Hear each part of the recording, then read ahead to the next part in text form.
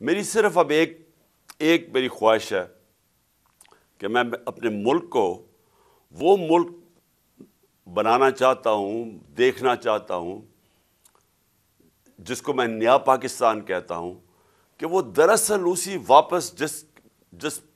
وجہ سے لاکھوں لوگوں نے قربانیاں دی تھی اور پاکستان بنا تھا،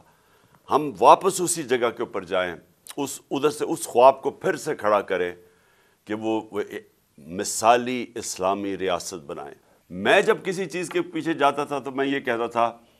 کہ یا میں یہ کروں گا اور یا میں مر جاؤں گا، یعنی میں یہ سوچتا تھا کہ اس کے بعد جو بھی ہو جائے میں نے یہ کرنا ہے، اور اگر مجھے جان بھی میری جانی پڑے تو تب بھی میں کروں گا۔ میں ایک آزاد انسان ہوں، میں کسی کی غلامی قبول نہیں کرتا، میں لا الہ الا اللہ میرے دل میں ہے، میں نے آج تک کبھی کسی کے سامنے نہیں جھکا، اور میں چاہتا ہوں کہ نہ ہی میری قوم اور خاص طور پہ آپ جو ملک کا مستقبل ہے اپنے آپ کو آزاد کر لیں۔